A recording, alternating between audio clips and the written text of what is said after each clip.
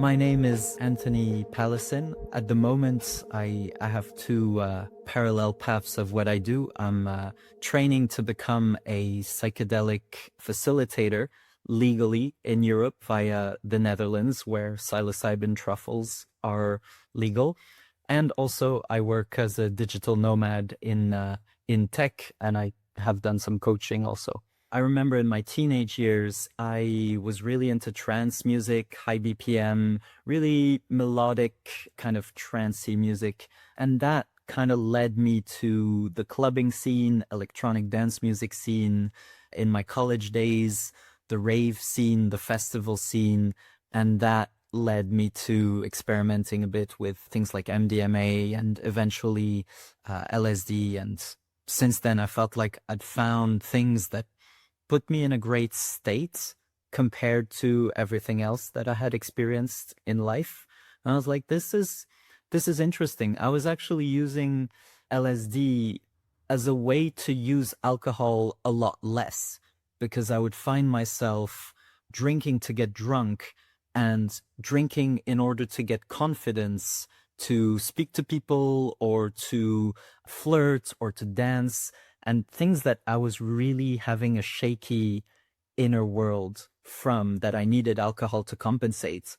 Well, when I took just a little bit of LSD, then I wouldn't need the alcohol and I would just feel great and in a buzzy mood. And it was, yeah, it was better experience wise, better for my health. And one of the big misconceptions about psychedelics, that they harm the brain automatically. Like, I think one of the most underlooked pieces about psychedelics is that your setting and your mindset play a huge impact in how your experience unfolds. And so if you're with good people in a good mood, you're not in a stressful life situation, and you put a psychedelic on top of that, you're more likely to have a better experience. But if you're in a bad mood with bad people and bad safety, bad resources, then the psychedelics will amplify that. And it's not because of the substance, it's because of the underlying terrain of what else is going on in your environment. And I think this is one of the things, one of the messages that needs to be heard in this world, especially as psychedelic research is unfolding more and more. I had some huge pivots in my journey. One of them was when I got into the psychiatric ward. And there, I have to preface this by saying that it wasn't using psychedelics that led me to the psychiatric ward immediately. I had used psychedelics multiple dozens of times without having any issues. And the triggering events that led me to the psychiatric ward the first time had no drug involvement whatsoever. It was actually all lifestyle, quitting job, not having a plan in the future, intellectual stimulation, purpose and passion kind of related. And it's a very, very complex picture. But when I was starting to get help from the fact that I was now being medicated for this condition that I'd been diagnosed with, a mood disorder, bipolar, I was meeting with a psychiatrist who framed that it was all because of the substances. Like I had said, there was plenty of smoking weed and drinking alcohol and occasional MDMA or stimulants, etc., and also psychedelics, and all of that felt like it had no consequence. But he was saying, maybe it was all of this cumulated effect and then a trigger that happened. And I can fast forward to a new conclusion that I have with a lot more data after many, many years, that I have now a new hypothesis, but only because I've been working on this for a long time. But to get back to my shift in relationship with psychedelics, when I was confronted with my parents, at some point I had to confess, yes, I used drugs. It felt good. Like this felt like the medicine, and it was just better than alcohol, better than screens, better than whatever. And I promised not to use them again. So that was one pivotal moment that actually made me sober for many years from everything, not just psychedelics, but also weed and MDMA. And eventually, after a lot of inner work and more learning, I couldn't help but feel the pull. And so this is the third pivotal moment of psychedelics in a healing, intentional, ceremonial context. And at that point, I had learned about the fact that there was a big trauma that had happened in my life right around the time when I was 5 years old. And between age 5 and age 30, I had no conscious memory of that trauma. And my mental health episodes happened when I was 24 and 26. So I was completely unconscious that there was a big trauma that was in my system that I had no idea about. And when my parents told me about that trauma, I released some tears that I felt had been stuck inside of me for 25 years. And at that point, it wasn't just about those tears, but it was also about connecting with all the inner work that I had done while sober from psychedelics. I had learned about trauma. I had gone deep into spirituality, Hinduism, Buddhism, meditation. I had found a purpose and passion in coaching. I had done retreats. I had done learning theory about trauma and the mind-body connection. I had seen therapists. I had sat with shamans and done sweat lodges. So all of this like really prepared my inner terrain for this news. And when I had this news, it was like, wow, this is the final piece of the puzzle. Now I feel like I finally understand the root cause of what was my mental problem. And that gave me the confidence to start reintegrating psychedelics in a more conscious way in order to actually heal those wounds and beyond. It was a parallel journey. For me, psychedelics are just one tool in the same category as anything related to unconscious inner work. So a powerful session with a somatic internal family systems based therapist, or a powerful shamanic experience, a powerful breath work, a powerful ritual, whether it's held by a community or a shaman, or even self-held, all of those are equal tools like psychedelics, in my opinion. But it was really because of this cultural fears around psychedelics that I was like, okay, let me put a pause on this tool as I go explore the other tools first and get my system in a better shape before I reintegrate the tool of psychedelics.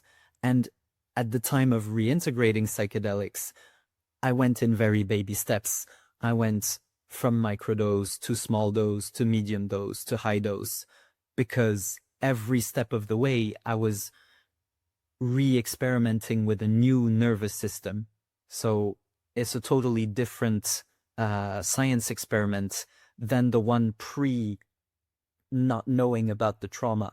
I think it progressively built up my confidence to do a trip of one of the highest doses that I had ever done, which was approximately 325 micrograms of LSD.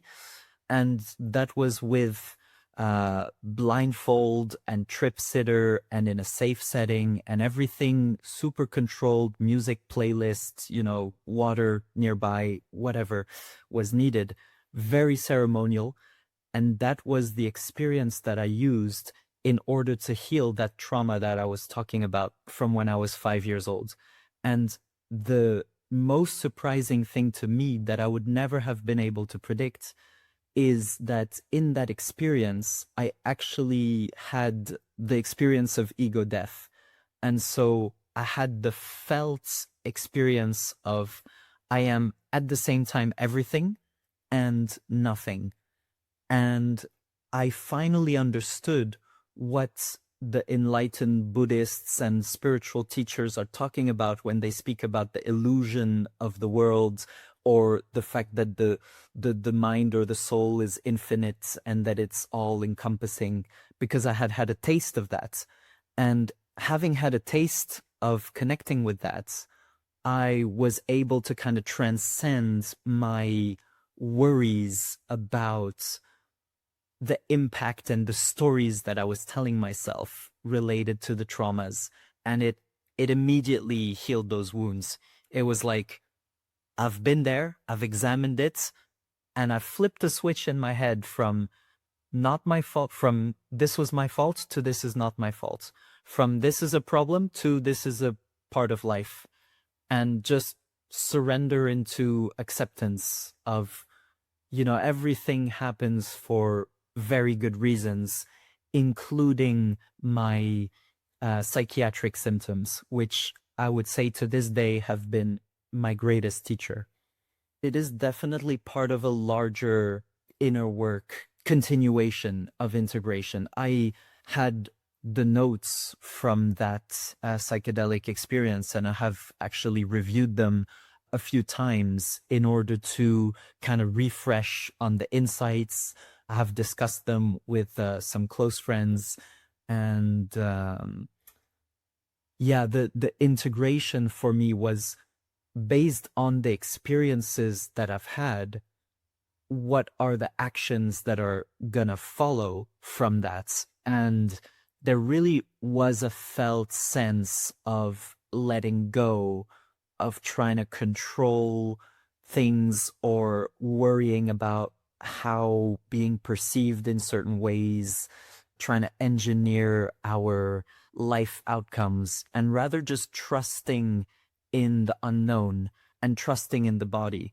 Because at that point, I had lived for 32 years without having connected to ego death or powerful, like transcendent spiritual experiences. I mean, I have had plenty of altered state experiences, and I have had deep spiritual experiences, but nothing to that level.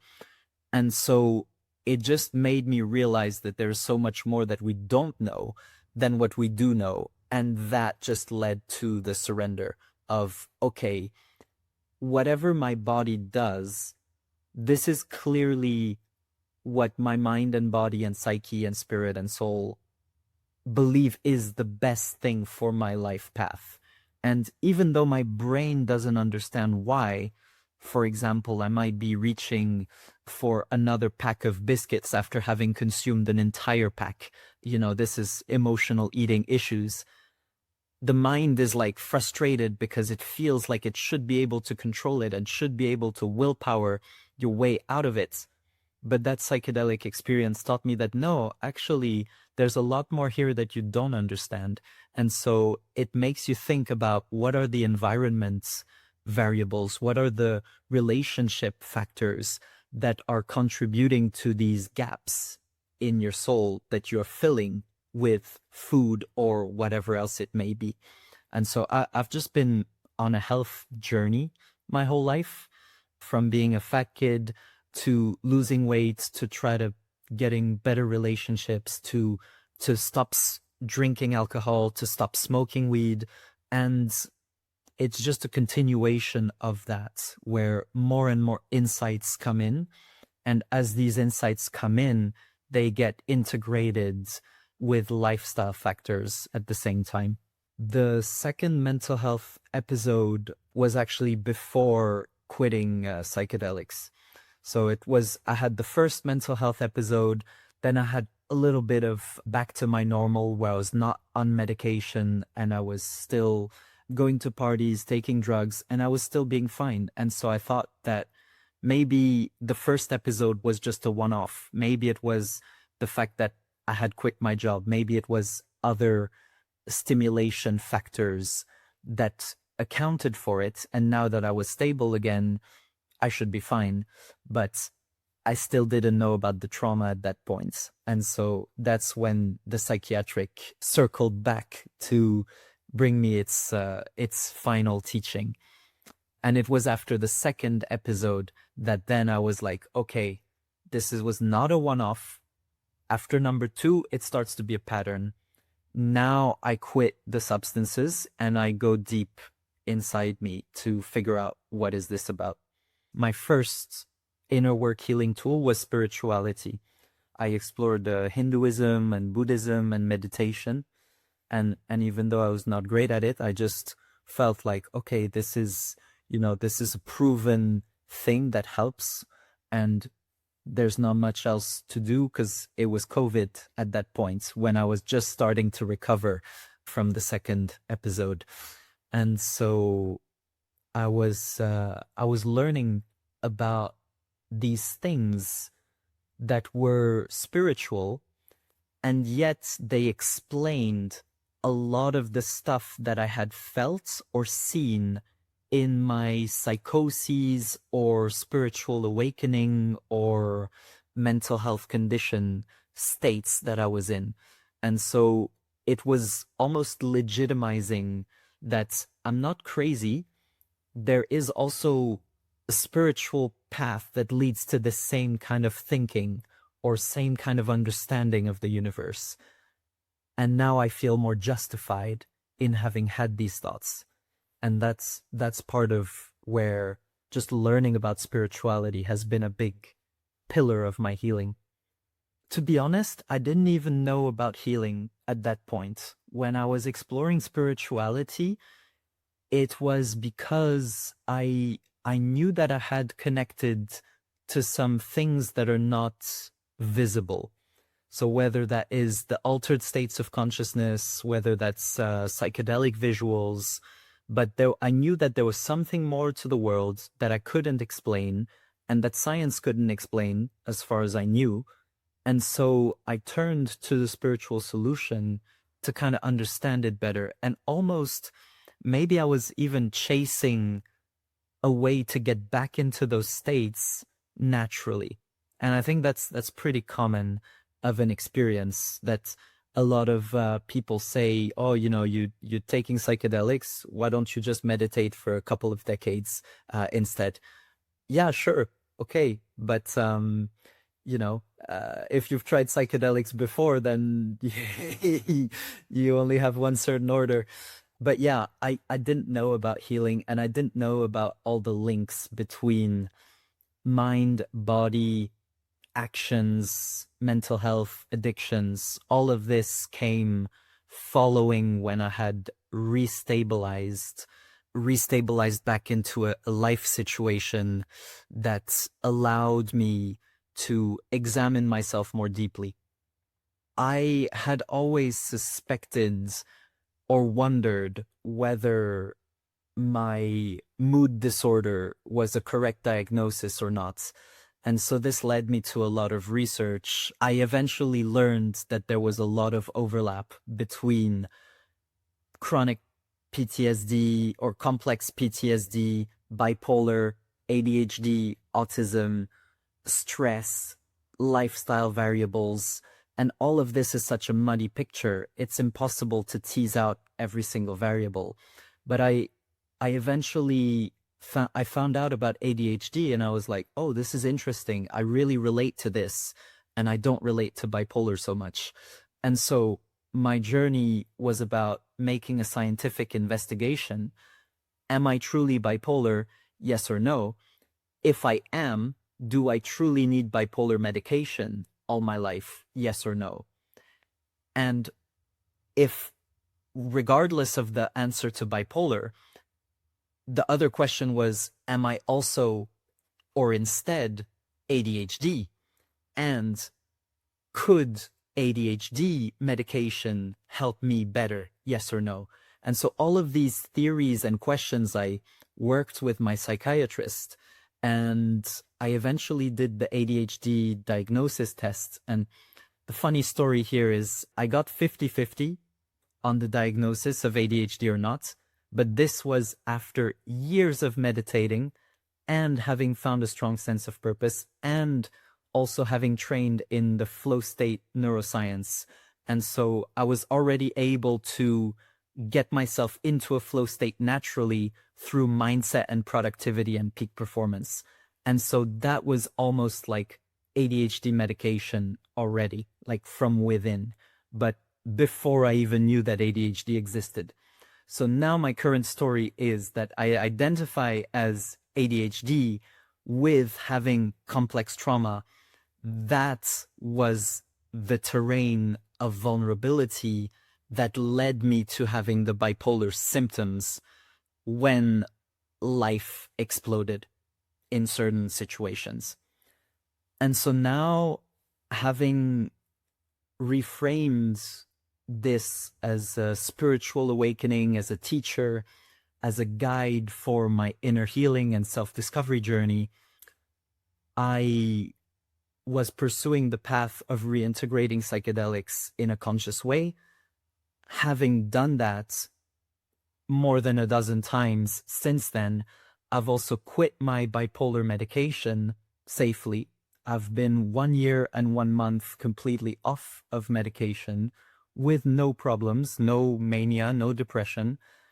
And I have actually explored the path of training as a psychedelic facilitator because I have been in psychedelic realms before psychiatry. I have been in psychiatry. I have come off of my medication, and I've had just such a unique journey of my own research without being a medical professional, without being a therapist. But I have just learned about the brain, about psychology, about psychiatry, about psychedelics, about spirituality, and I've put the pieces together in a way that makes sense for me. And I live a life where I'm happy and I'm thriving. And the amount of risky lifestyle behaviors that I do now is very minimal. And while doing that, I still integrate psychedelics. And I think this is just such it just goes to show how complex psychedelics can be as both a medicine and a poison, depending on the timing and so many factors like set and setting. To be able to break free from the classic conditioning of the world, of whatever, if somebody is hearing this and has never taken a psychedelic, there is a version of the world that is created by your belief systems, that if all of a sudden I gave you a pill and it turned the world into black and white, that would be the power of that pill. Now, it would go to show you that the world is not actually what you think it is, but it is rather what you perceive it to be based on your filters. Now, psychedelics don't turn the world black and white, but after a certain amount of dosage, you do see things that are not what you see in your typical conditioned world. And this to me made it so obvious that there was so much more to the universe than what we have been taught by school, by society, by whatever. And I was a curious explorer to try and understand it. It just put me on that path of deeper curiosity. If I had had to swear with creator source of the universe that I would never take a psychedelic again, that would be cool. I'm okay with that, because now I know that there is already so much more that I don't know that I wouldn't have known if it hadn't been for experience of psychedelics. Yes, they're psychedelics and just life experiences. Plenty of things have their own medicine within them and have their own teachings. And I think we can explore these experiences and medicines to the extent that we feel in our body that maybe we have reached a point of diminishing returns. And I did actually reach that point with psychedelics. So I actually don't really seek them out anymore. And this, I think this is an important point, that a lot of people say, yes, psychedelics are anti-addictive, and people don't understand how and why.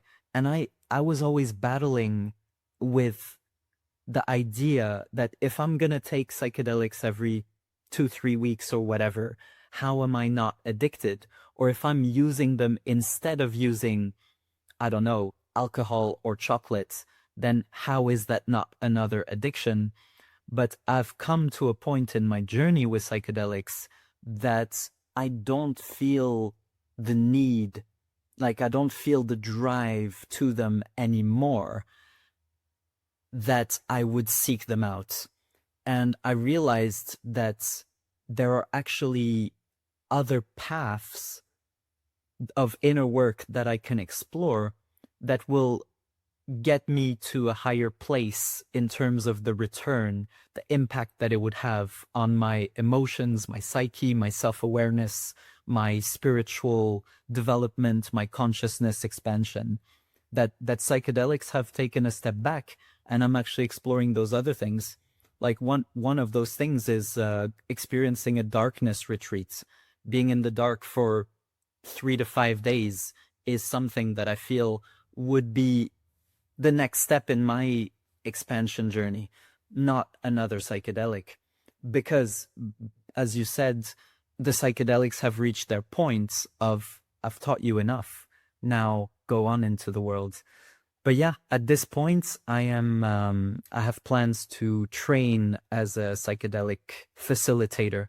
This is a 2026 cohort. So that training is approximately a 6-month program with 1 session a week, some theory, some exercises, and it's all about the journey of helping someone go through screening to determine if psychedelics are appropriate for them or not, going through, if yes, the screening is passed, then how do you prepare for a psychedelic journey? How do you then create a retreat or an experience that is meaningful for them? How do you hold space with them on the journey as you not necessarily guide them, but are present and being the person that you need to be for them to have the experience that they need?